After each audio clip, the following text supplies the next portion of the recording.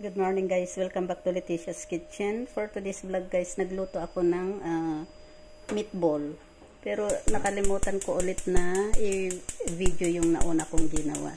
So ang una kong ginawa dyan guys ay yung naglagay ako ng onion bulb. Ito yung onion bulb ito. And then scallion at saka garlic. Trinay ko muna yun bago ako naglagay ng cabbage at saka yung meatball. So ito na yung meatball, ito na yung Chinese cabbage. At saka naglagay din ako dyan ng sotanghon. So ito yung sotanghon, ayan guys. Ayan yung sotanghon. So, at saka naglagay na rin ako dyan ng white pepper. Ito yung white pepper. Saka maglalagay pa ako dyan ng kaunting soy sauce at oyster sauce. Nailagay ko na guys yung oyster sauce. So, ayan na guys. Lulutuin ko na lang yan. At pwede na natin yan iserve mamaya. So, ayan na guys. Ganyan lang. Yung petsa, kinat ko yan ng malalaki para hindi siya mabilis madurog. So, ayan guys. So, ngayon ililipat ko lang yan sa isang kaldero. Para dito ko yan lulutuin. So, ito guys. Ang sarap nito guys, try nyo itong ganitong recipe.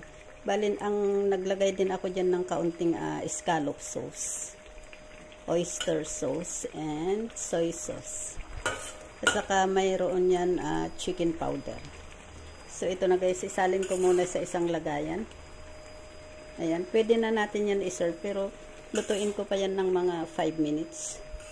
Ilipat ko lang sa isang kaldero kasi gagamitin ko yung kawali sa ibang dish na lulutuin. So, ito na guys. Try nyo ito guys. Napakasarap nito guys. Ito yung meatball. Ayan. Masarap yung meatball. Kasi yung meatball guys ay naglagay ako dyan ng water chestnut.